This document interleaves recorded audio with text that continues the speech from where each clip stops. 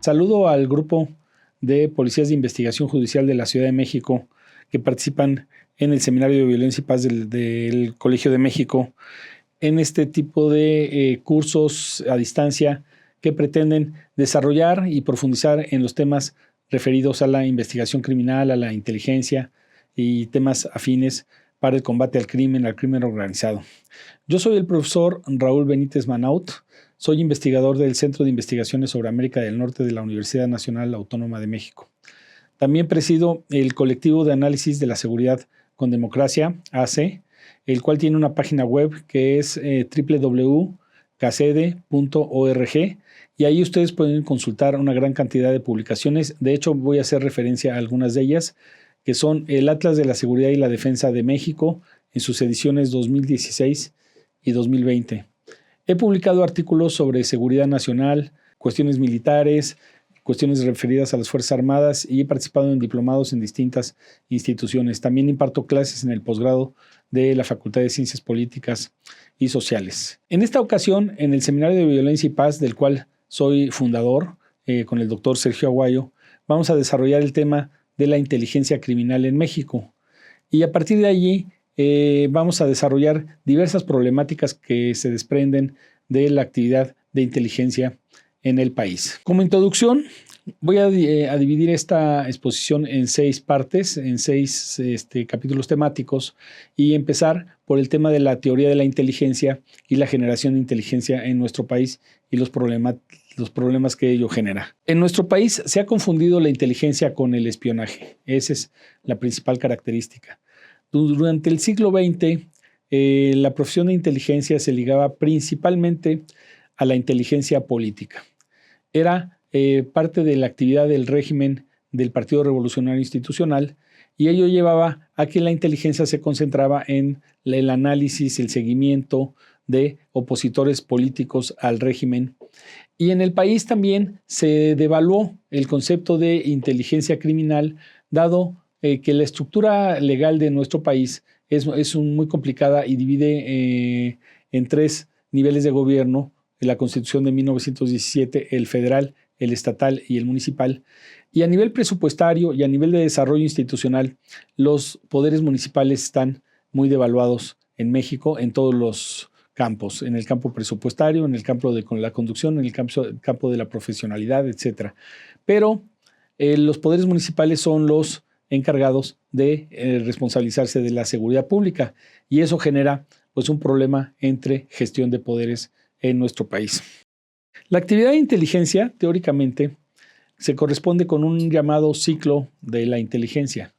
La inteligencia empieza por la producción de información a petición de un demandante de información. Ese demandante de información es un político, es una autoridad, electa o no electa. Puede ser una autoridad electa como el presidente, puede ser una autoridad designada como el secretario de Gobernación, el secretario de la Defensa Nacional, en su momento el secretario de Seguridad Pública, actualmente pues, la Secretaría de Seguridad Pública y Protección Ciudadana. Y esta actividad ha tenido mucho desarrollo desigual en el país. También los estados tienen agencias de inteligencia estatales para darle seguimiento a los problemas que tiene cada estado y sus particularidades. Y a su vez los municipios también hacen lo propio, sobre todo lo que son las corporaciones policíacas, lo que es las agencias de seguridad pública de los poderes municipales. Aunque en casi todo el país, no en todo, pero en casi todo el país, estos poderes municipales no tienen muchos recursos para que sea una actividad bien pagada, profesional, estable y que pueda dar resultados exitosos. El ciclo de inteligencia comienza por una petición de información y entonces de aquí lleva a una agencia de inteligencia. Vamos a suponer la agencia federal que tuvo vida los últimos 30 años del periodo del final del PRI, en los años 90 y los 2 gobiernos panistas, el de Vicente Fox y el de Felipe Calderón, y un gobierno priista, que fue el Centro de Investigaciones y Seguridad Nacional. Este centro, pues ya como todos ustedes saben, cambió de nombre, se llama Centro Nacional de Información, Central Nacional de Inteligencia, y en su seno, que no ha tenido muchas modificaciones orgánicas con respecto al CISEN, pero sí tiene modificaciones de cómo se inserta en el aparato para arriba, o sea, en sus responsabilidades hacia la Secretaría de Seguridad Pública y Protección Ciudadana y hacia la Presidencia de la República. Pero este CNI nuevo tiene la estructura misma del Centro de Investigaciones y Seguridad Nacional. La misma organización no cambió sustancialmente, solo cambiaron las autoridades. Bueno, ¿qué es lo que nosotros pretendemos desarrollar con esto? Hay un concepto que se llama investigación y hay otro concepto que se llama inteligencia. Investigación es perseguir un delito, un acontecimiento después de sucedido. ¿Qué quiere decir? Que si se va a investigar algo es porque algo ya sucedió. Por ejemplo, un accidente de tránsito, pues tiene que haber primero el accidente, luego la información que precede al desarrollo y el despliegue de los agentes que van a ir a ver qué pasó. Y entonces la investigación es posterior a un acontecimiento.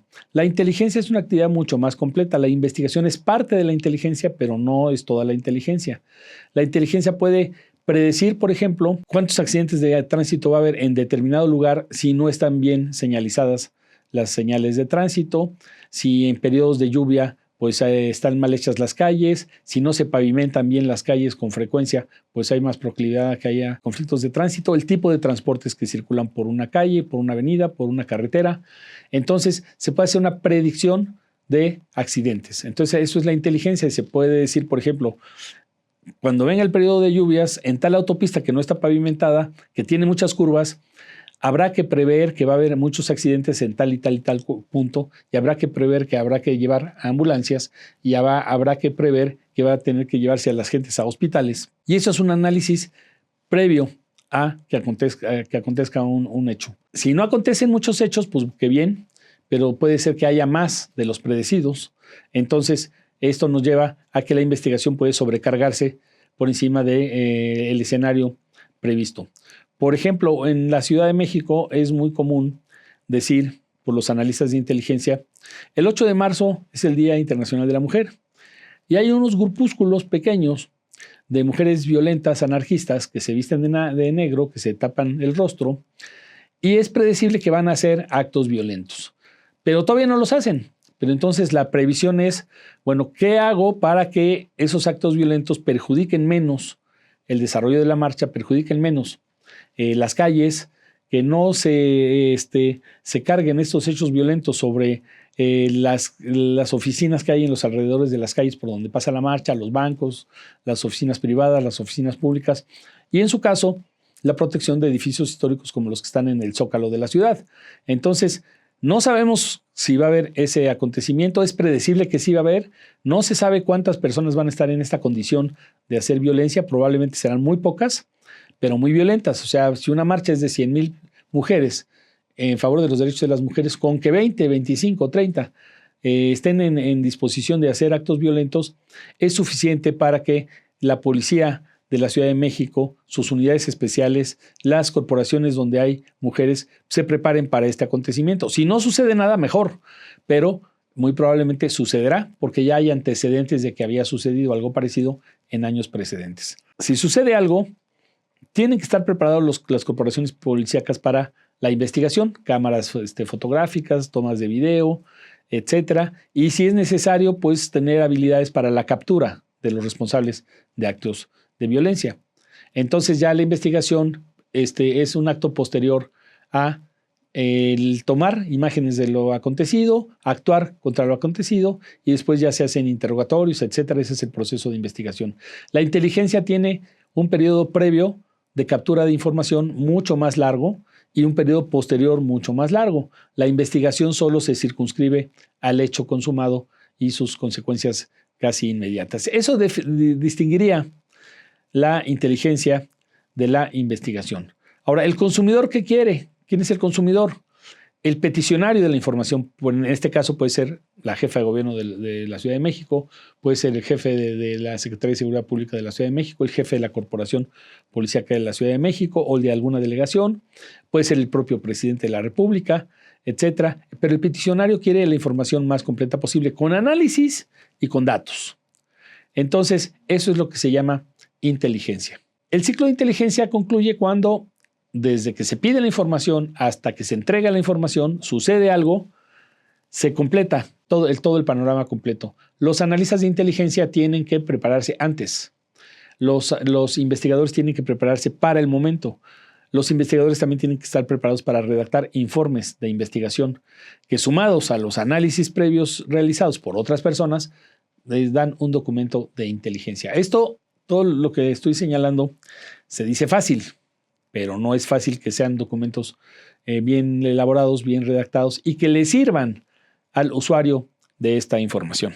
Bueno, con todo esto, en el país hay muchos tipos de investigación criminal y de inteligencia. Por ejemplo, hay la inteligencia y la investigación política, hay la inteligencia y la investigación judicial, hay la inteligencia y la investigación policíaca, hay la inteligencia y la investigación militar, hay la inteligencia social. La gente común y corriente también está informada de lo que está pasando, sobre todo, por ejemplo, la gente que tiene vida urbana en la calle, dueños de comercios, vendedores ambulantes, la propia policía, es gente que está al tanto de lo que está pasando en las calles. Entonces, en democracia, la población es población activa que puede ayudar a las autoridades a una investigación mucho más completa. Es lo que se llama seguridad ciudadana, modelo de seguridad ciudadana ligada a una investigación y a una inteligencia proactiva. Gente profesional con gente informal, con ciudadanos. Se dice fácil que la población puede cooperar con los servicios de investigación e inteligencia, pero no es fácil. Hay un problema de derechos humanos. El problema de derechos humanos es muy complicado porque un investigador criminal puede irle a preguntar a una persona si quiere ser y colaborar para dar información, sabiendo que esa persona probablemente esté bien informada, pero esa persona dice: yo no quiero problemas y yo no tengo por qué andar ayudando a nadie. Entonces, esto puede generar problemas de derechos humanos porque si un investigador judicial fuerza mucho a una persona a proporcionar información, estaría violando sus derechos humanos. Si alguien no quiere, no quiere. El investigador judicial puede sospechar que tiene algún vínculo con la actividad criminal o no. Esto es una cuestión que es muy difícil dilucidar y es una de las partes importantes de las investigaciones. Pero la participación ciudadana, cuando se da, es muy importante para la inteligencia en un contexto democrático de respeto a los derechos humanos. También hay que distinguir cuando son los actores de actos violentos, luchadores sociales, movimientos sociales, y cuando son netamente movimientos criminales. O hay movimientos sociales contaminados de actividades criminales, y esto a los criminales les importa mucho que sus actos criminales tengan una especie de coraza de protección de un movimiento social. Por ejemplo, muchos empleados de muchas agencias del gobierno que hacen huelgas, entonces se definen como movimientos sociales. Por mencionar, por ejemplo, las larguísimas huelgas del sector magisterial en estados como Oaxaca. Tienen años haciendo huelgas, han sido perjudicados muchos niños, pero ¿son un movimiento social legítimo? Pues puede que sí, pero que también hacen actos que van contra la seguridad del país, que van contra la seguridad de la población, que van contra la seguridad de las familias. Los niños no están siendo bien educados por este tipo de actividades. Y luego, sí, además, son manifestantes no pasivos. Un manifestante pasivo puede ser alguien que en el centro de la ciudad de Oaxaca pues ponga nada más sus tiendas de campaña y no agreda a nadie. Pero un manifestante activo puede ser el que está pintando en una ciudad tan bonita, pues las paredes de todos los edificios históricos a cada rato las están pintando con pintura de aceite y entonces luego se tienen que usar ácidos para quitarla. Es un gasto de recursos del gobierno. Los ácidos poco a poco van destruyendo los edificios y todo esto se da todo el tiempo en nuestro país y se da en muchos otros países. ¿Cuál es el problema que en México lleva esto de la investigación criminal? Se confunde a cada rato esto con la seguridad nacional.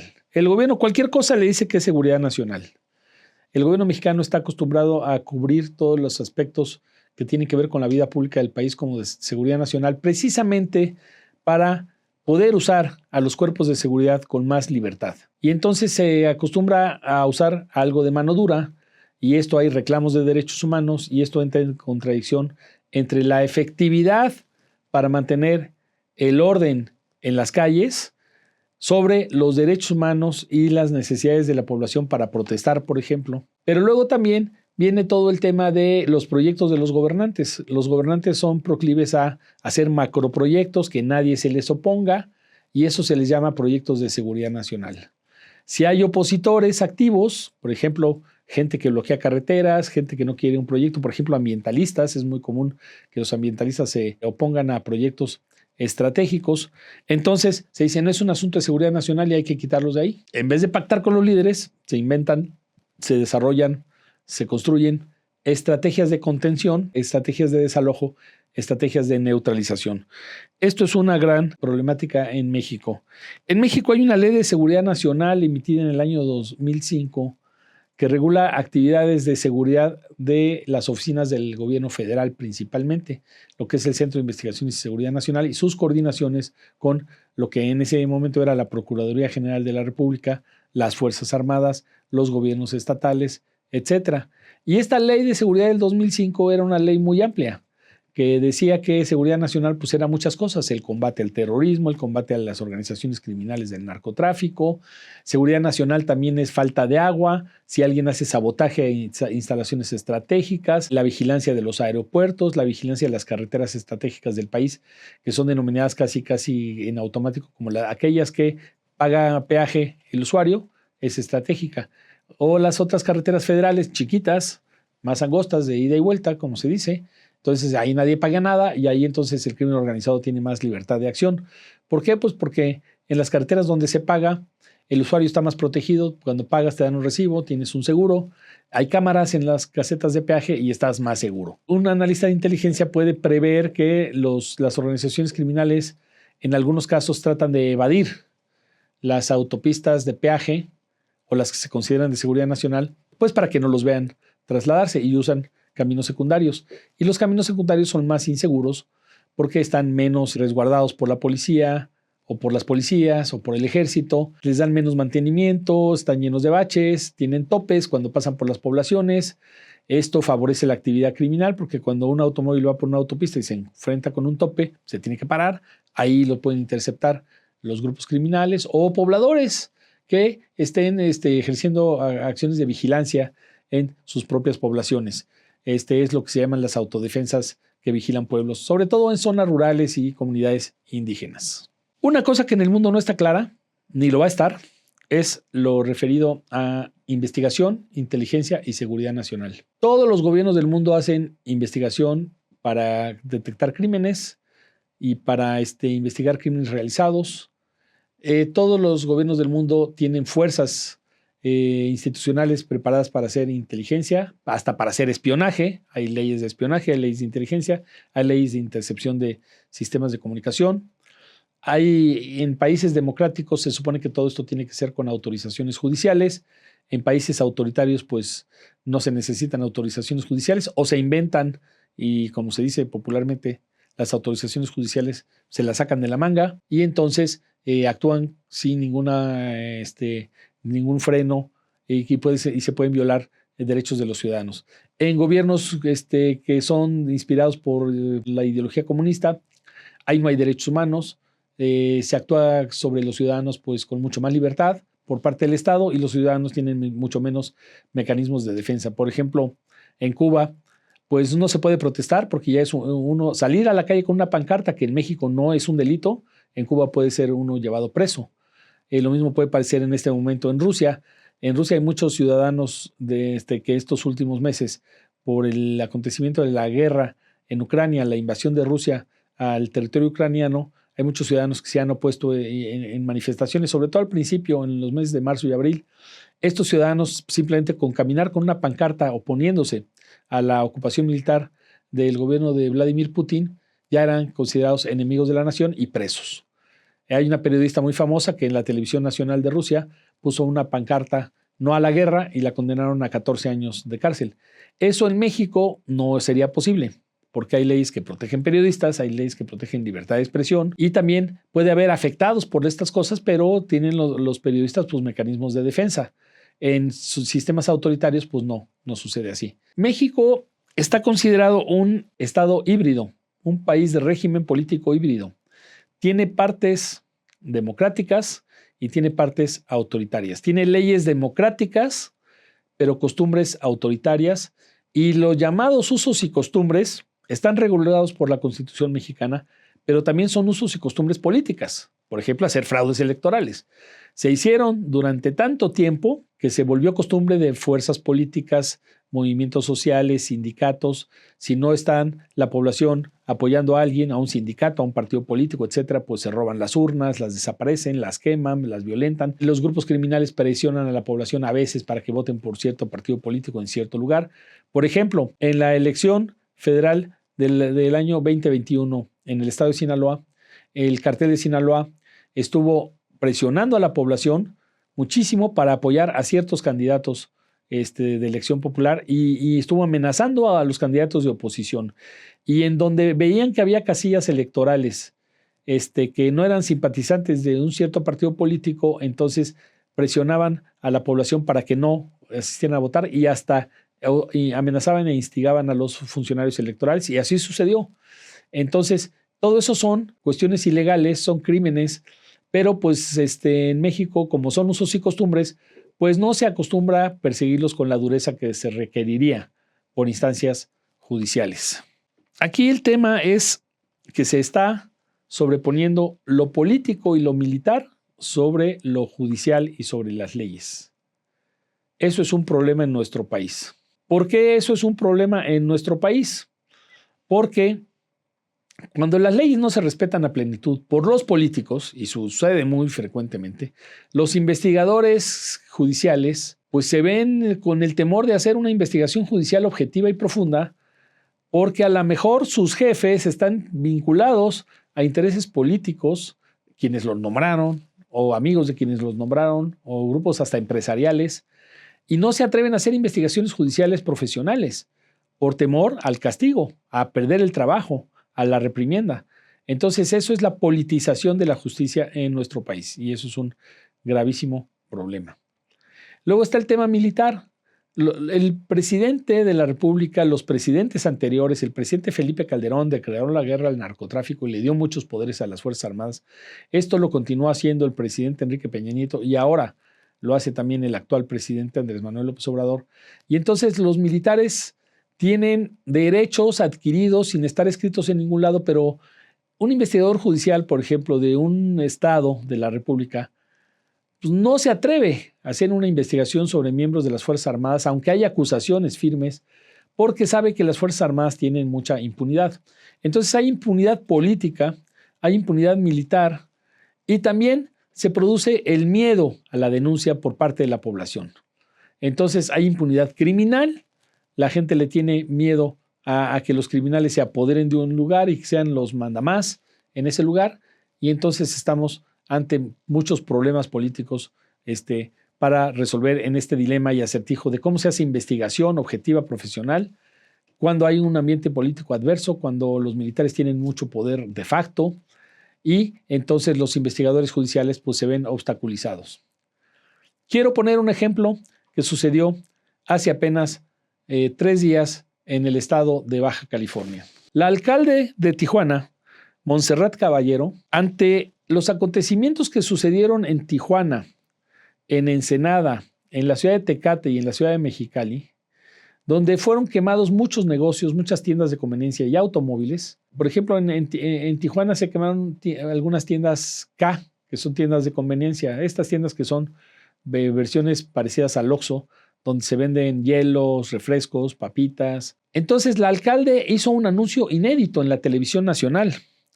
Le dijo a la gente que por favor pagara las cuotas al crimen organizado para que no le incendiaran sus negocios.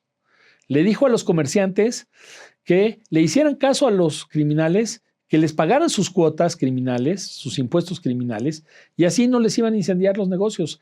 En vez de esta señora alcalde darle confianza a la gente y decir, señores, vamos a aplicar la ley. Aquí no se trata ni de abrazos con los criminales ni de balazos a los criminales. Se trata de que una autoridad política electa tiene que decir, se va a aplicar la ley, se va a investigar quiénes fueron. No decirles a los dueños de un negocio, ¿sabes qué? Cuando lleguen a pedirte dinero, dáselos y así vas a estar tranquilo y seguro, hazte amigo de ellos. Págales un poquito de dinero y serás feliz en tu negocio. Esa no es la labor de un político. ¿Y qué puede hacer un investigador criminal ante esas circunstancias? Pues está en un grave dilema un investigador criminal, un investigador de un aparato judicial, porque le hace caso al político y le dice, bueno, vayan con todos los dueños de los negocios que quemaron y díganles, para que ya no le quemen el negocio, no se preocupe. Usted déles un dinerito a los que le están pidiendo el dinero, ya les van a respetar y yo ya no tengo tanto trabajo. En vez de decir, ayúdeme a investigar quién fue. Présteme sus cámaras para saber quién fue y buscarlo. Eso es la politización de la justicia, es la búsqueda de la paz social con los abrazos con los criminales que nunca debemos de aceptar que suceda en nuestro país. Es un caso que salió en la televisión nacional el día de ayer, el día domingo 14 de agosto, rodeada de las máximas autoridades policíacas y militares, de un acontecimiento inédito pasado por todas las televisoras nacionales, de un alcalde irresponsable. Y yo no sabría decir, eso lo tendría que hacer los investigadores judiciales del estado de Baja California, si está vinculada al crimen organizado, pero es una tremenda irresponsabilidad política que solo produce zozobra, desconfianza, temor en la población, que una autoridad política esté diciendo estas barbaridades. Desde el 11 de agosto, 12 de agosto, 13 de agosto, 14 de agosto, hubo una secuencia de atentados en los estados de Jalisco, donde comenzó el problema, Guanajuato, luego se siguieron hacia Ciudad Juárez y luego se siguieron hacia el estado de Baja California, donde el cártel de Jalisco Nueva Generación, según todas las fuentes de información, lo que hicieron fue que ante el intento gubernamental por capturar a uno de sus líderes en unas reuniones secretas que estaba haciendo el cártel, desataron una ola de terror. Primero en la ciudad de Irapuato, 3 horas después en la ciudad de León. Empezaron a incendiar coches, a bajar gente de los automóviles y echarles gasolina y prenderlos. Ir a los establecimientos de las calles que se llaman Oxxo y Super K y prenderles fuego, sacar a los empleados y prenderles fuego en el estado de Guanajuato. Esto se replicó en la ciudad de León con mucha intensidad. Afortunadamente los criminales no mataron a nadie, no quemaron a nadie en el estado de Guanajuato. En el estado de Jalisco lo mismo. Se generalizaron los incendios de automóviles, los incendios de comercios, etcétera. Y esto empezó a generar una ola de copia, de imitación. En Ciudad Juárez, un acto aparentemente desconectado, pero donde están vinculados miembros de la misma organización criminal. En Ciudad Juárez hubo una riña en el penal de esa ciudad. Se dice que es un penal donde hay 600 criminales de la misma organización, Cártel Jalisco Nueva Generación. Empezaron a pelearse con miembros del cártel de Sinaloa y con los miembros de los grupos locales en Ciudad Juárez de criminales que se llaman los Mexicles. Hubo 2 muertos en el penal y entonces salió a la calle el conflicto. De adentro del penal salen las órdenes para prender la ciudad, imitando lo que estaba pasando en Jalisco y en Guanajuato. Y sucedió lo mismo. Con la diferencia es que en Juárez sí hubo muertos. Se atacaron medios de comunicación. Murió un niño. Entonces, ¿qué tiene que hacer un investigador judicial? Pues tiene más trabajo, más problemas. Tiene que ver de dónde saca información para ver quién está haciendo eso. Se capturaron algunas personas, las investigaciones están en curso, pero son problemas muy graves que están creciendo y esto se puede llamar terrorismo táctico. ¿Qué quiere decir? Sembrar terror entre la población, sembrar terror entre los comerciantes, obligar a que los comerciantes hagan lo que dice la alcalde de Tijuana, o sea, que le den dinero a los criminales para que no ataquen sus negocios. Y entonces esto es un paso superior de actividad criminal en el país. Esto que estamos narrando es muy grave y ojalá no se repitan estos acontecimientos. Fueron primero 2 estados, Jalisco y Guanajuato. Después al otro día, Ciudad Juárez. Después al otro día, Baja California.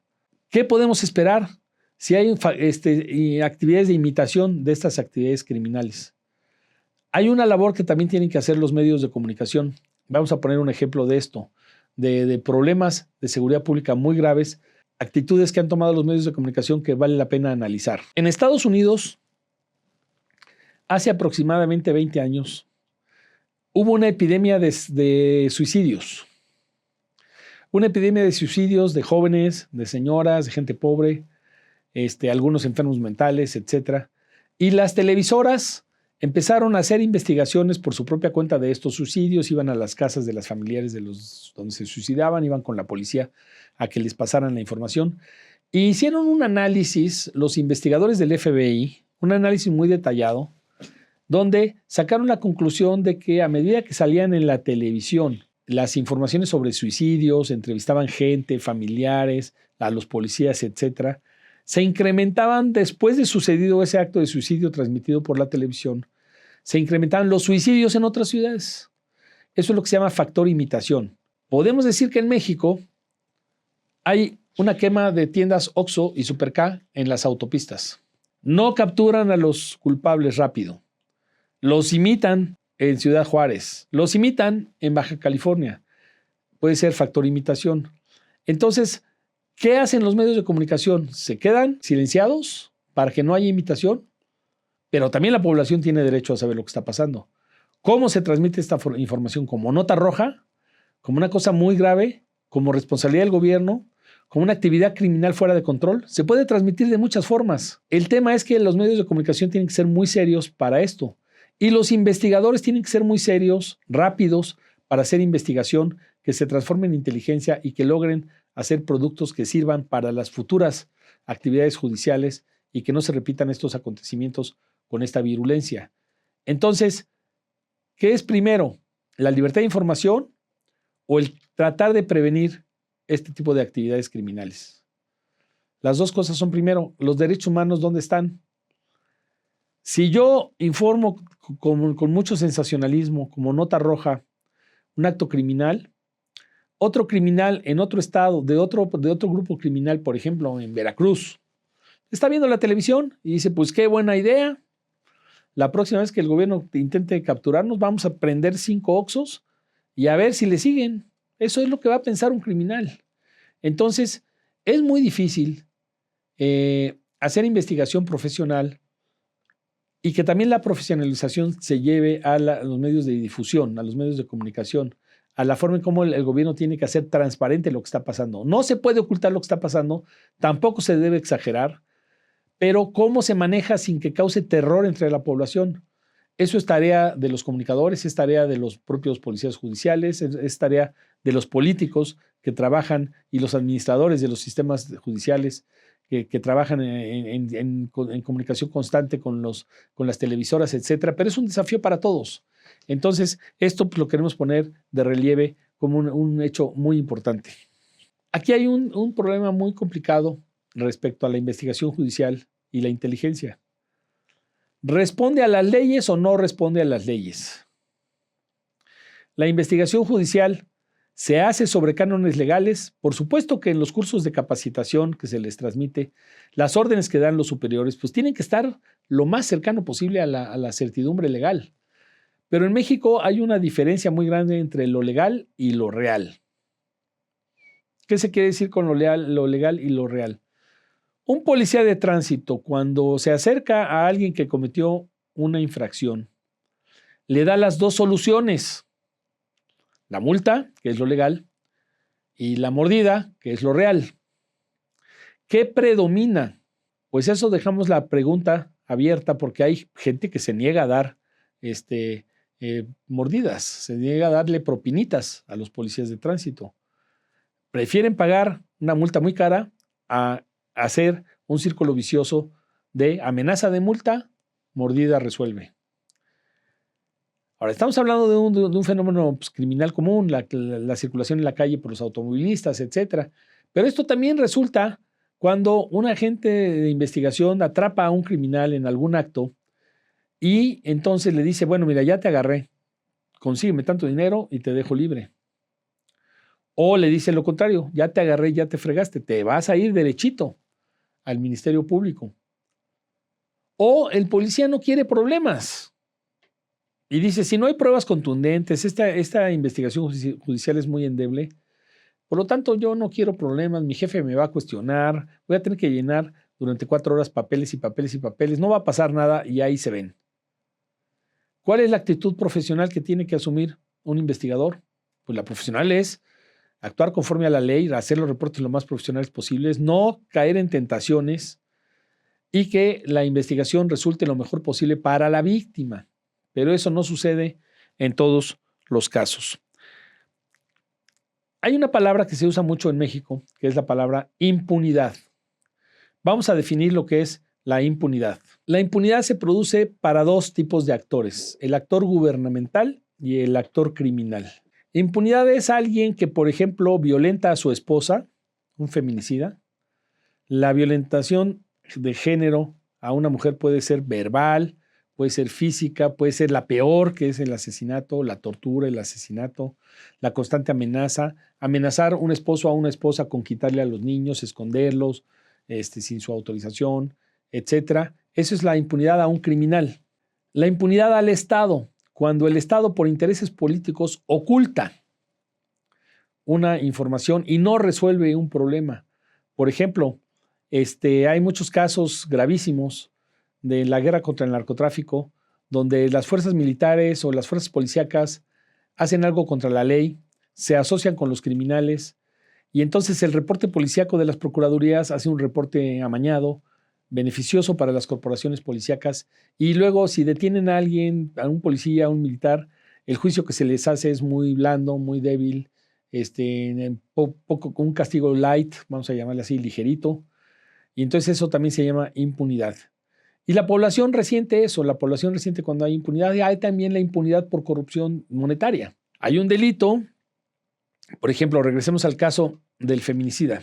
Hay un delito, el vecino llama a la policía, va a un policía, se enfrenta al delincuente, ahí está la víctima presente, y el delincuente llaman a una ambulancia, se va la víctima al hospital, se queda el delincuente con el policía o dos policías o tres policías, saca un fajo de dinero y entonces se los da y ellos lo aceptan. Eso se llama impunidad criminal asociada a un acto de corrupción. Todo eso, por desfortuna, sucede en nuestro país con frecuencia. Eso le da poder a los feminicidas, porque con dinero pueden resolver cualquier cosa. Y la mujer se vuelve vulnerable. La mujer sabe que su esposo, porque tiene dinero o porque le encanta corromper policías, y ella lo sabe, nunca se va a la cárcel, se repite la fenomenología, y hay mucha victimización de la propia mujer, de los hijos, de los familiares en el entorno, etc. Y sigue el factor imitación. Un vecino machín, pues observa que esto es fácil hacerlo, y un día se toma 4 copas de más, tiene un diferendo con su esposa por cualquier razón, porque llegó 10 minutos tarde y la agrede. Es por imitación. Pues si el vecino le pega cada rato a su esposa y no pasa nada, pues yo también puedo hacer lo mismo. Y sucede lo mismo que hablábamos de los suicidios. Factor imitación. La impunidad es una cosa gravísima porque la impunidad es estatal. Funcionarios del Estado hacen lo que quieren sin circunscribirse a las leyes. Hasta es impunidad privada. Un delincuente se acostumbra a violar la ley, generar víctimas y no es castigado. Entonces la impunidad tiene un abanico muy grande. Pasa por sistemas de corrupción, pasa por ineficiencia en las investigaciones, pasa por la incapacidad para capturar bien las pruebas que puedan llevar a alguien a la cárcel. Todo esto es parte del problema de la investigación judicial, o profesional o no profesional. O a la moderna, profesional, policías judiciales bien capacitados, bien entrenados, o a la antigüita, policías judiciales mañosos, policías judiciales corruptos, policías judiciales que buscan dinero en su trabajo adicional al del salario. Entonces estamos en un país donde la impunidad es muy complicada de resolver, todo el mundo sabe que existe, todo el mundo sabe que cualquiera puede ser víctima de un funcionario o de un policía que quiere dinero. Por ejemplo, si yo choco en una autopista y quiero resolver rápido el tema porque traigo prisa, llega un policía, pues le doy dinero, tengo prisa, policía, esto no fue muy grave, no sé qué, vámonos. Y pues me voy. Pasa menos que antes, pero sigue sucediendo. Sobre todo en lugares alejados, en autopistas secundarias, en lugares donde la policía no ha sido modernizada, la policía de tránsito, las policías de seguridad pública, y donde las policías judiciales también son poco profesionales. Pasa, en las ciudades pasa menos, pero pasa. Entonces, la profesionalización que tiene que hacer que esto sea lo minoritario y cada vez se vaya aislando del contexto de la acción policíaca. Ahora, la inteligencia tiene que ver con una palabra muy rara, que es la contrainteligencia. La contrainteligencia usa usuarios simulados. Yo ya sé que en tal crucero, con mucho flujo de automóviles en la Ciudad de México, se están pasando los semáforos y que nunca hay una boleta de infracción. Voy a ser usuario simulado, me voy a pasar el semáforo, me va a parar un policía de crucero y me va a decir, usted cometió una infracción que vale 4,000 pesos y tiene que pagarla, es gravísimo, está poniendo en peligro la vida de los otros automovilistas, de los ciudadanos, se acaba de pasar el alto y hay que poner orden en la ciudad. Oiga, señor policía, y no podemos arreglar esto, fíjese que traigo prisa y tengo una reunión de trabajo muy importante. Yo trabajo aquí en la Secretaría de Gobernación y necesito llegar, es para mí muy importante. Ah, ¿cómo no? Usted diga. Usted nada más dice cómo nos arreglamos y asunto resuelto. Entonces, el usuario simulado es muy común, es muy común, se ha usado mucho. Es importante, pero no suficiente. ¿Qué quiere decir importante como no suficiente? No se puede usar usuario simulado en el feminicidio, ni modo que yo le pegue a una mujer y que luego veamos si el policía que va a investigar el caso va a ser un usuario simulado. Eso es imposible. O sea, hay delitos en que se puede usar el usuario simulado, hay delitos en que no se puede usar el usuario simulado. Por ejemplo, se puede usar para comprar drogas.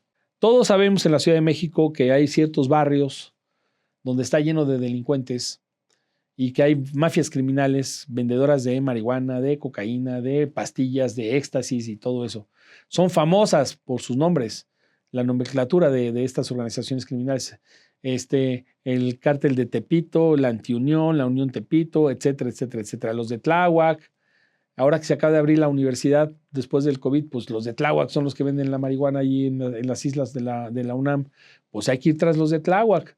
Hay avances con investigaciones, pero todo esto son fenómenos recurrentes. ¿Por qué es recurrente el tema de las drogas? Porque hay demanda. Y el usuario es un usuario que quiere romper la ley porque necesita el producto. Y el vendedor sabe que es mucho más difícil que lo demande un comprador de drogas, porque te necesita. Entonces se benefician los vendedores de drogas de la necesidad, de la adicción de un ciudadano, y entonces se hace un círculo vicioso donde hacer la ley, hacer investigación es más difícil. Porque si tú vas con un joven que está comprando drogas en una calle de Tepito y le dices, acabas de comprar droga, eres víctima, eres enfermo, ¿quieres denunciar al tipo que te la vendió para meterlo a la cárcel? Y dices, pues yo ¿por qué voy a querer meter a la cárcel a él? Si yo quiero comprarle la droga, a mí me gusta comprar droga, usted a mí no me moleste. Entonces, pues ¿cómo está la situación? Es difícil a veces contar con la ayuda de personas víctimas, pero que al mismo tiempo lo hacen por voluntad. Son adictos, necesitan las drogas, etc. Esto todo es una problemática muy complicada de resolver para las policías de investigación urbana. México es un país que en el año 2021 tuvo 35,000 homicidios. Esos homicidios, esos 35,000 homicidios, ¿cuáles fueron causados por criminales comunes y cuáles fueron causados por criminales organizados? Yo no tengo la respuesta. Hay aproximaciones analíticas que han tratado de responder esta pregunta. Pero ¿qué pasa? Que un crimen común que deriva en un homicidio puede ser también producto de una actividad de crimen organizado. El homicidio es responsabilidad municipal. Pero también el artículo 21 de la Constitución dice que cuando hay un homicidio que es causado por una actividad de crimen organizado, entonces también intervienen las autoridades federales. Entonces, ¿quién investiga qué?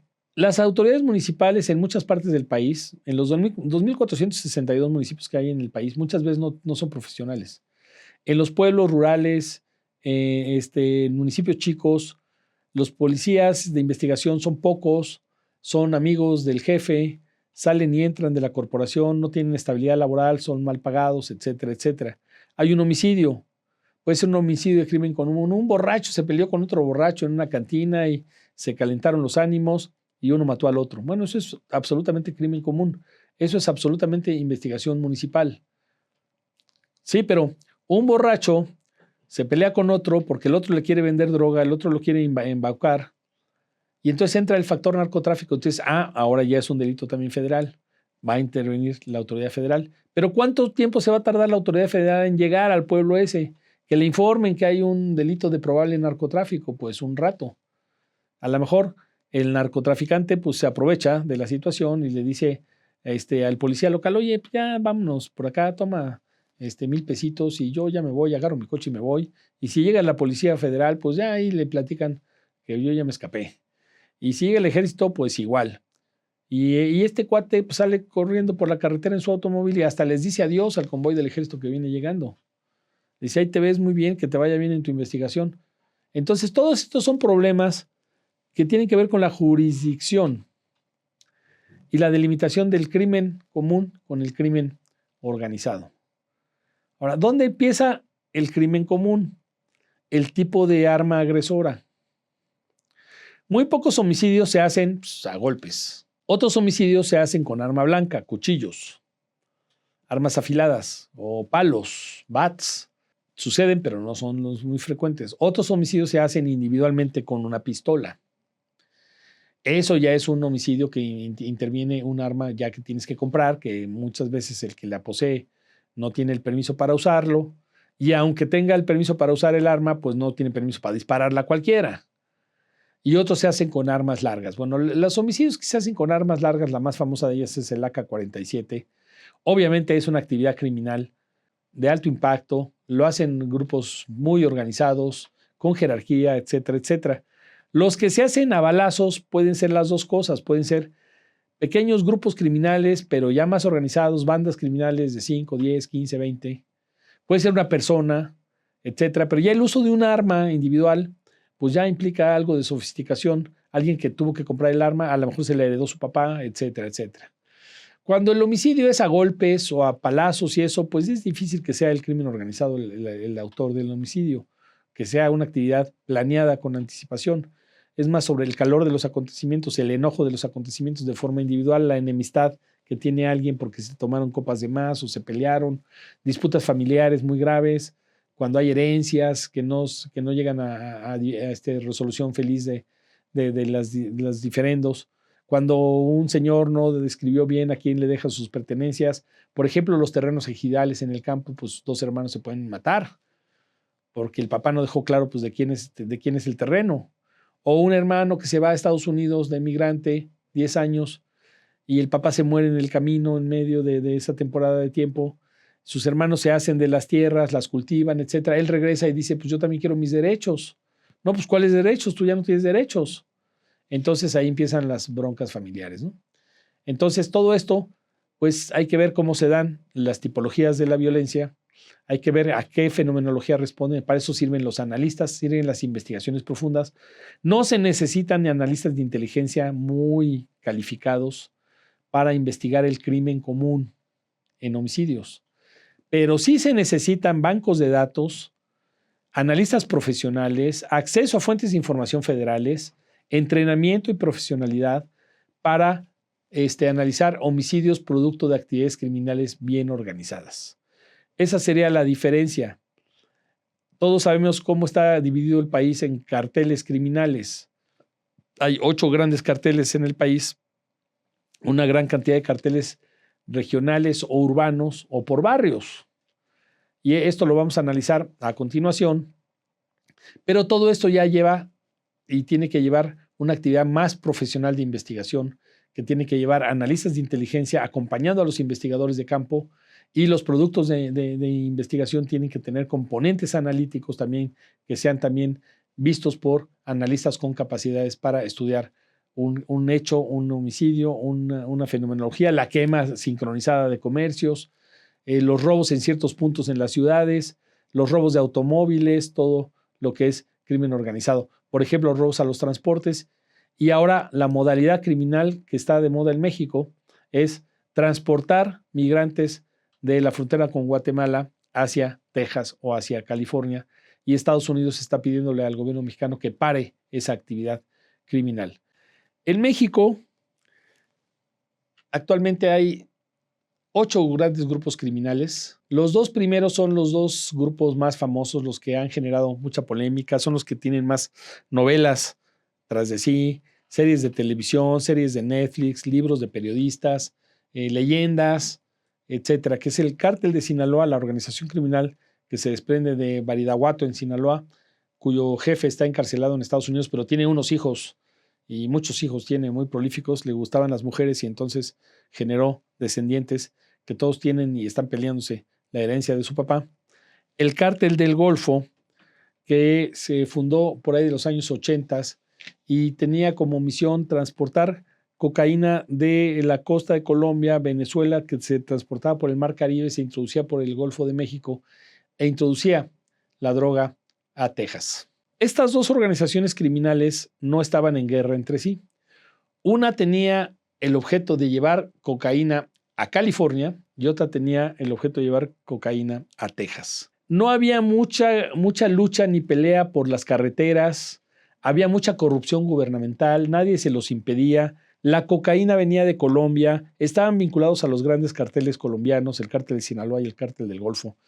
En el caso de Sinaloa se vincularon al cártel de Pablo Escobar, que se llamaba cártel de Medellín. En el caso del Golfo también con el cártel de Cali. Cuando mueren sus grandes dirigentes perseguidos por la justicia colombiana y estadounidense, empiezan a generar subgrupos que empiezan a buscar aliados nuevos en México. Y también se generó una especie de condiciones nuevas favorables para la actividad criminal de las drogas con el Tratado de Libre Comercio de América del Norte, con lo que llama nuestro presidente, que en esto tiene toda la razón, el neoliberalismo. ¿Qué significa el neoliberalismo? Bueno, que se pueden hacer transacciones bancarias internacionales, eso ayuda mucho al lavado de dinero, que se abren las fronteras al paso de personas, de vehículos, de comercio, se incrementa la productividad, la producción agrícola de exportación de nuestro país a Estados Unidos, con lo cual se pueden hasta empaquetar en latas de comida la droga, que hay más navegación y líneas aéreas volando de un país a otro. Estados Unidos tiene que ampliar los visados a los ciudadanos mexicanos para que entren y salgan de Estados Unidos. En la frontera se ha llegado a la cifra de 1 millón de cruces legales diarios en automóvil y caminando. Y en ese 1 millón de cruces diarios, que son gente que duerme, 90% de la gente que duerme en el lado mexicano, en Tijuana, en Ciudad Juárez, en Matamoros, en Reynosa, en Nuevo Laredo, y trabajan o estudian en el lado estadounidense. Y salen en la mañana muy temprano, a las 4, 5, 6 de la mañana, 7 de la mañana, regresan a dormir a su casa a las 5, 6, 7 de la noche, 8 de la noche. Y esas personas, las computadoras de Estados Unidos ya las tienen bien clasificadas, entran, salen, estudian, trabajan, tienen que dar la dirección de donde trabajan, la dirección de donde estudian, pero es como muy frecuente que lo hagan, ¿no? Pero a medida que este negocio crece, tienen que usar a más personas, más burros, llevaderos de droga. La cocaína colombiana nunca ha dejado de producirse. Cuando cae un cartel colombiano aparece otro, cuando cae un cartel mexicano aparece otro, cuando cae un jefe criminal aparece otro sucesor. El presidente de México, Felipe Calderón, inauguró una etapa en la actividad estatal anticriminal en el año 2007 que se llamó Guerra al Narcotráfico. La guerra al narcotráfico es pegarle a las grandes organizaciones criminales con el apoyo de las actividades de inteligencia proporcionada por Estados Unidos. ¿Cómo proporcionada por Estados Unidos? Bueno, Estados Unidos tiene agencias de investigación del crimen, del crimen de alto impacto. La agencia DEA, Drugs Enforcement Agency, que pertenece al Departamento de Justicia de Estados Unidos, el FBI, el Federal Bureau of Investigation, que solo investiga delitos en el territorio estadounidense, pero muchos de esos delitos tienen actividad transnacional, porque un delincuente pues es un delincuente transnacional, entra y sale de un país, entonces hace actividades delictivas en los dos países, ¿no? El Pentágono se empezó a involucrar en la guerra a las drogas porque, como su nombre lo indica, la palabra guerra pues es guerra, y los ideales para hacer el combate a este tipo de negocios son los militares. El Departamento de la Defensa de Estados Unidos, el Pentágono, nunca ha usado sus fuerzas militares para combatir directamente a las organizaciones criminales, pero sí han hecho muchísima inteligencia, muchísimo espionaje. Entonces, México está lleno de colaboradores de Estados Unidos. Muchos migrantes en Estados Unidos se contratan y se capacitan para trabajar para la DEA, para el FBI, para el Pentágono. Hay escuelas de idiomas para entrenar gente en los idiomas incluso indígenas de nuestro país y de todo el mundo.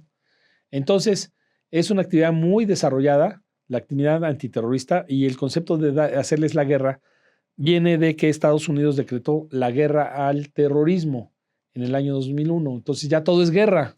En ese país todo es guerra.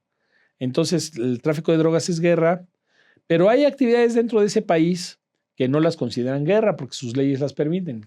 La venta de armas. La venta de armas no es guerra y es legal. Se vuelve guerra en México, armas ilegales que pasan la frontera, pero en Estados Unidos esas armas son legales y se venden legales en las armerías. En Texas hay 9,000 tiendas de venta de arma alrededor de la frontera México-Estados Unidos. Ahí se puede comprar lo que ustedes quieran. Se pueden comprar balas, pues cualquiera puede comprar balas fácilmente.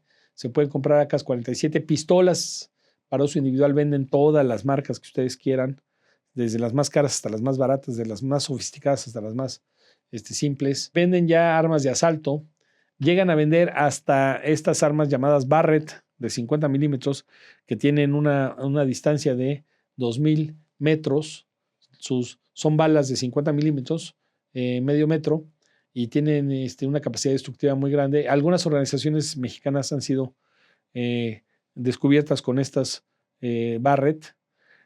No todos los criminales saben usarlas. El AK-47 incluso no es fácil de usar, se necesita un entrenamiento previo. Entonces los narcotraficantes principalmente usan pistolas. Pistolas en las calles. Los que queman estas tiendas Oxxo no se vio a ninguno con ametralladora, se vio todos con pistolas. Sacan a la gente de sus autos y le echan gasolina. Esto pasó en la ciudad de Irapuato. Una cámara de unos comercios tienen completita la escena de hace 4 días, donde en Irapuato un señor que tiene un bebé y su esposa se les detienen en el coche, los hacen bajar, les amenazan con dispararlo, se salen corriendo, afortunadamente no les pasa nada, llenan de gasolina el interior del automóvil y le echan un cerillazo y se prende el automóvil. Bueno, estas personas andan con armas individuales. ¿Por qué? También porque son fáciles de usar y de ocultar. Son fáciles de adquirir. Y mucha gente común y corriente tiene estas armas individuales. Entonces, pues son de uso común. Mucha gente, los papás antes en el campo tenían armas, les gustaba la cacería, o armas para protegerse, aunque nunca las hayan usado, se las heredan a sus hijos. El hijo no sabe qué hacer con el arma, se la vende a cualquiera, etc. Las campañas de recuperación de armas del ejército pues no tienen el resultado esperado. Si adquieren muchas armas, la gente lleva, les compran, le pagan 1,000, 2,000, 3,000 pesos por algo. Una AK-47 pues vale 5,000 pesos, una pistolita vale 800 y cosas por el estilo. Pero no logra convencer a los criminales de entregar las armas. Al revés, los criminales andan buscando a quién comprarles las armas. Y es muy fácil comprarlas en Estados Unidos. Esa es la absoluta realidad. Nuestro gobierno hay cosas que ha hecho muy bien. Ha hecho una demanda muy grande, gastando mucho dinero en abogados para pagar juicios, para tratar de que cambie la ley en Estados Unidos de la venta tan fácil de las armas en ese país, pero evidentemente esto no es fácil. Es un país acostumbrado a que la gente tenga armas. Ahora, si ustedes ven los incidentes que hay de muertos en las escuelas, sobre todo en comercios, supermercados y escuelas, son pocos muertos, pero son muy, muy, muy terribles.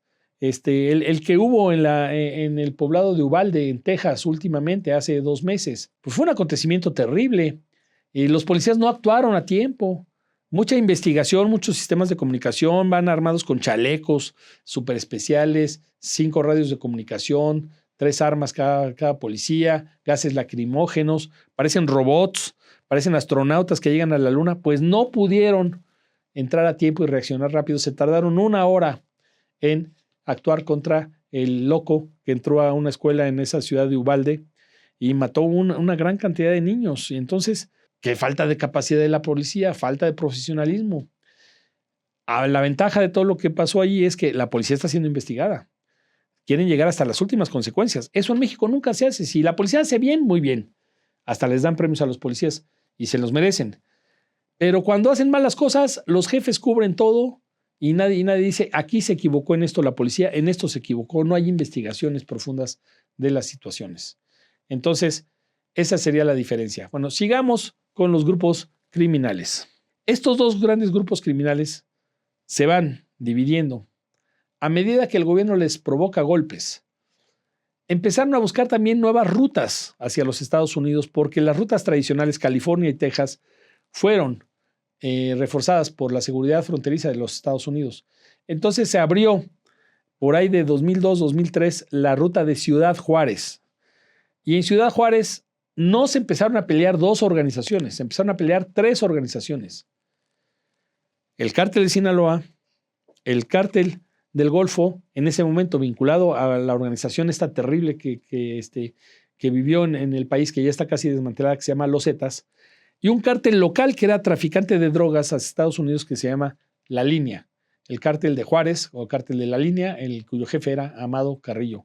Amado Carrillo, como todos ustedes saben, murió en el año 2007. Bueno, cuando hay 3 carteles peleándose el cruce de la frontera y peleándose a las pandillas para cruzar la droga y para guardar la droga, y cuando están peleándose también incluso gentes de clase media porque tienen visas para entrar a Estados Unidos, tienen coches con visa para entrar a Estados Unidos, entonces la violencia crece y Ciudad Juárez vivió una temporada de violencia tremenda entre el año 2008 y el año 2012. Se clasificó en algún momento como la ciudad más peligrosa del mundo. Aparece otro cartel también que antes era socio del cártel de Sinaloa, el cártel de los hermanos Arellano Félix en Tijuana. Y este cartel era el que cruzaba la frontera, la droga. El cártel de Sinaloa se la llevaba y ellos la cruzaban. Pues también el cártel de los Arellano Félix se empiezan a pelear con el cártel de Sinaloa, pues quieren más tajada en la ganancia. Y entonces empieza a haber violencia. Luego el cártel de Sinaloa se empieza a pelear entre sí ellos. Aparecen los famosos hermanos Beltrán Leiva. Tratan de expandir sus actividades criminales hacia el estado de Michoacán, hacia el estado de Guerrero. Arturo Beltrán Leiva fue capturado en Cuernavaca por la Secretaría de la Marina, que ha desarrollado una importante actividad anticriminal. La pregunta que podemos hacer aquí a ustedes que son investigadores del sistema judicial de la Ciudad de México es: ¿está capacitado el aparato judicial mexicano para combatir al crimen organizado? La respuesta es: no está capacitada la ley mexicana. Y por lo tanto, las policías tienen muchas dificultades para hacer la guerra al crimen organizado con sustento legal. En una reunión muy notable del Seminario de Violencia y Paz que organizó el doctor Sergio Aguayo con 3 grandes abogados, un ministro de la Suprema Corte de Justicia, el doctor José Ramón Cosío, una abogada federal antinarcóticos, Taísia Cruz, y uno de los abogados más importantes que fue jefe de la Comisión Nacional de Seguridad, Renato Sales Heredia, hicieron un debate y la pregunta era: ¿está el sistema legal mexicano adaptado y apropiado para combatir el crimen organizado? Y estos 3 abogados dijeron que no. Los 2 abogados y la abogada Cruz dijeron: las leyes en México no sirven para combatir al crimen organizado. Y dieron una gran cantidad de explicaciones que vale la pena que ustedes las lean. Está publicado la memoria de esa conferencia en el Atlas de la Seguridad y la Defensa de México 2020. Es el primer capítulo, www.cacede.org. ¿Y a qué conclusión llegan estos ilustres abogados? Ellos llegan a la conclusión de que el sistema penal no está adaptado para combatir el crimen organizado. El sistema penitenciario no tiene adaptación para combatir al crimen organizado. ¿Por qué? Porque a los criminales, miembros de los carteles del narcotráfico, los mezclan con criminales comunes, no los llevan a cárceles especializadas, aunque muchos se van al Moloya, pero ahí pues también pasan las cosas que pasan, se pueden escapar, pueden hacer túneles. Entonces, pasan muchos fenómenos que desfavorecen la efectividad del combate al crimen organizado. Continuando con la narrativa de los grupos criminales, después de los grandes grupos de las costas, Sinaloa y el Golfo, y los 2 grandes grupos criminales de las ciudades fronterizas, Arellano Félix y el grupo de Amado Carrillo de Ciudad Juárez, se fue desarrollando la decisión de los hermanos Beltrán Leiva hacia Guerrero, hacia Morelos, y también los Zetas se salen del cartel del Golfo y empiezan a expandir sus actividades hacia Veracruz, hacia Tabasco, hacia la frontera con Guatemala, tratando de controlar las rutas de tráfico de cocaína. Así se va dispersando la actividad criminal en el país.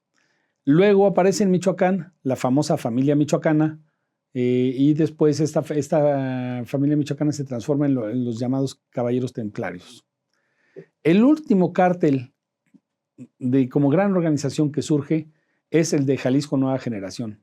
El cártel Jalisco Nueva Generación se fortalece con la debilidad del cartel de Sinaloa, producto de la captura del Chapo Guzmán y su envío a los Estados Unidos, y de la debilidad y el éxito que tuvo el gobierno para desmantelar a la familia michoacana. Por ello, el cártel de Jalisco empezó a bajar territorialmente hacia Michoacán primero, la parte norte de Michoacán, la ciudad de Zamora, la ciudad de Guzmán. Se pasó al estado de Guanajuato, que era un estado muy tranquilo. Hasta hace 5 años el estado de Guanajuato era un estado con muy bajos niveles de violencia.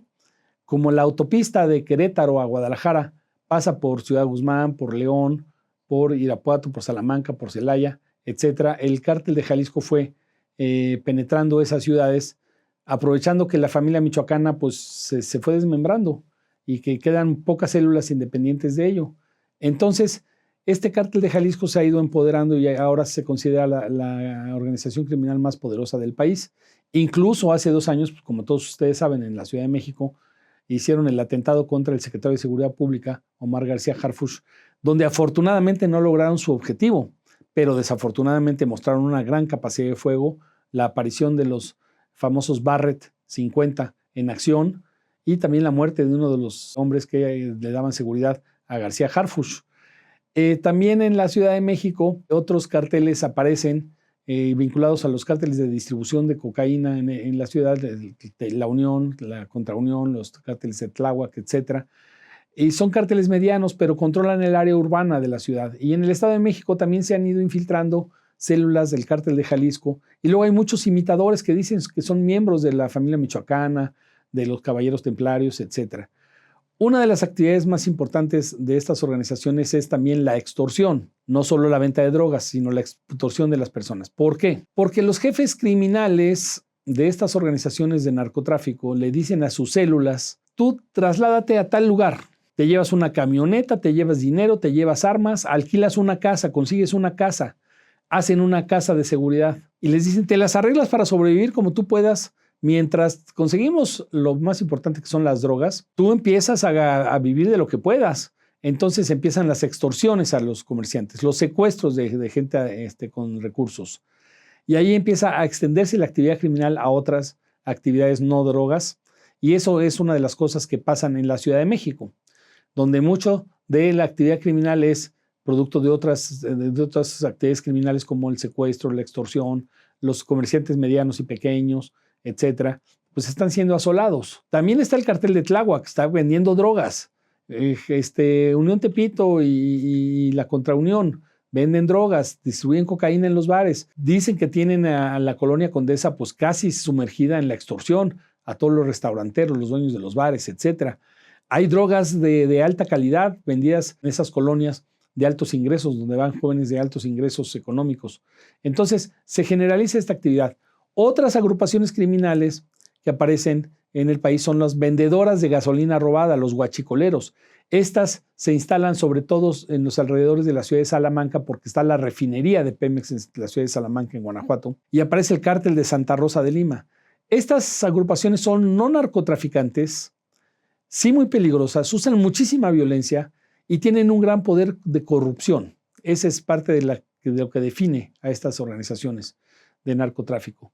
Se sumergen en el mundo urbano criminal, se asocian con funcionarios corruptos y ahí es donde tienen dificultades de hacer su trabajo con éxito los investigadores del sistema judicial de la Ciudad de México, porque te vas a topar en algún momento dado con funcionarios corruptos.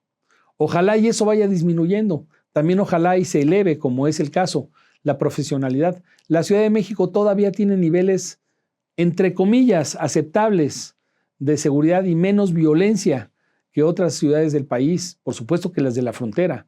Las de la frontera pues, son un infierno.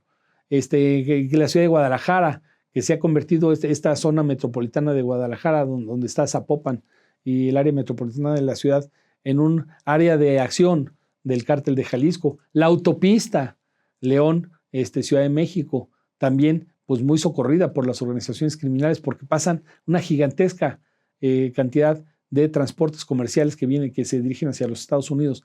Viene también luego el crimen como un producto del tráfico de migrantes. Es crimen organizado, es crimen común. Son organizaciones altamente complejas. Transportan migrantes, no transportan drogas, transportan migrantes. Migrantes vulnerables. Los migrantes no son criminales, son gente vulnerable que buscan mejorar su condición de vida. Por eso también Estados Unidos está presionando al gobierno de México por las cajas de los grandes transportes, que incluso los que transportan comida en la ruta Texas-Guatemala, de regreso van vacíos. Los choferes, ¿qué hacen? Los llenan de personas, aprovechando que tienen el sistema de calefacción, los llenan de personas. La Guardia Nacional Mexicana está inmersa en el intento de controlar esa situación. Lo pide Estados Unidos. Estas personas son muy vulnerables, se violan sus derechos humanos, son gente frágil, débil, que se distribuyen en muchas partes de la ciudad. Hemos encontrado en la Ciudad de México pues gente que está pidiendo dinero en las esquinas proveniente de Haití, de Honduras, de África, etc. Estas gentes no están haciendo actividades delincuenciales de alto impacto. Hay que regularlas, hay que controlarlas, hay que estar informados de lo que está pasando, pero se les debe tratar con todo el respeto a sus derechos humanos porque se lo merecen. Es población que está sufriendo mucho y sufre por vía doble. Cómo salieron y cómo están sobreviviendo en otro país. Aquí llegamos a uno de los problemas de género más importantes. El tráfico de niñas, el tráfico de mujeres migrantes, los feminicidios, etc. Los investigadores judiciales tienen que ser muy capacitados en estas materias porque es una cosa de altísima sensibilidad política y mediática. El tráfico de mujeres migrantes está lleno de ellas en Tapachula, en la carretera, en Acayucan, en la ruta que atraviesa por el istmo de Tehuantepec, pasan a Puebla, se siguen por las carreteras de Veracruz, los que pasan a Puebla llegan a la Ciudad de México. Todo esto genera muchas dificultades para las policías. ¿Qué tienen que investigar? Pues todo. Tienen también que tener análisis de inteligencia, tiene que haber intercambios de inteligencia con otras policías de los estados vecinos a la Ciudad de México. Todo ello genera modalidades de crimen que hay que atender, que hay que saber conducir, que hay que atender respetando la ley, respetando los derechos humanos, pero tiene que haber eficacia. Ahora, ¿dónde se van a encerrar a los traficantes de mujeres? ¿Qué son? Son traficantes de seres humanos. ¿A qué cárceles van a ir? Pertenecen a grandes mafias. Hay muchos empresarios hoteleros, por ejemplo, metidos en estas mafias, se benefician también. Entonces, todo esto son circunstancias que nos llevan a señalar que en México, pues el crimen común y el crimen organizado se mezclan, se entremezcan. El crimen organizado del narcotráfico es el de más alto impacto, el que causa más violencia, pero no es el único. Y todo ello lleva a señalar que una de las claves para ir saliendo de estos problemas es la profesionalidad policíaca, el cumplimiento de la ley y la aptitud de los investigadores judiciales, que tiene que sumarse a la aptitud de los policías preventivos, de los policías uniformados que se despliegan por todas las ciudades. Bueno, con esto vamos cerrando este debate sobre el tema de la investigación criminal y llevando al tema de cuáles son los proyectos del gobierno. Los proyectos del gobierno son, pues desafortunadamente, cambiar la estructura legal del país con decretos, llevando a la militarización del país. Los militares tienen muchas cualidades, pero también tienen muchos problemas.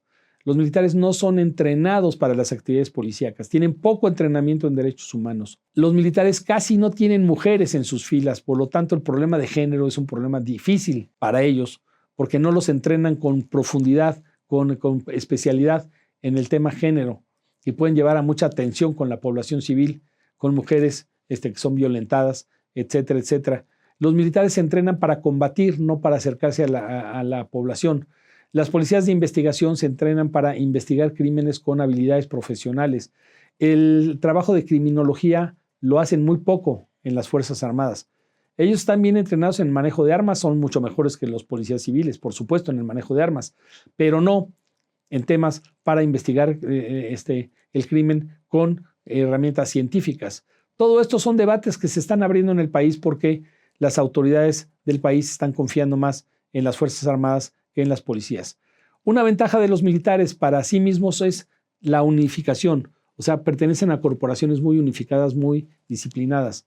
Una desventaja para las policías es la descentralización. La policía de la Ciudad de México es única, la policía judicial de la Ciudad de México es única, la policía de investigación. Son únicas porque tienen un mando unificado, pero eso no se replica ni en el Estado de México ni en el resto del país. Entonces son problemáticas que hay que darles atención, que hay que buscar las formas institucionales para que sea la ley y no la historia de las costumbres lo que hay que llevar, para que sea la ley y no la corrupción, para que no sean ni abrazos ni balazos. Tiene que respetarse el orden jurídico del país y la acción policíaca de investigación o de prevención o de tránsito tiene que ir adaptándose a la ley. No puede estar un policía dándole abrazos a cualquier ciudadano. Eso tiene que haber un alejamiento mínimo. Tiene que haber cercanía también por el conocimiento de las realidades sociales, de las distintas colonias, de las distintas delegaciones. Pero tiene que haber, sobre todo, capacidad, profesionalismo, entrenamiento en todo, desde psicología hasta uso de armas. Desde prevención hasta dónde puedo usar las armas y hasta dónde puedo usar otras herramientas para los policías preventivos. Y en la investigación, circunscribirse a la ley.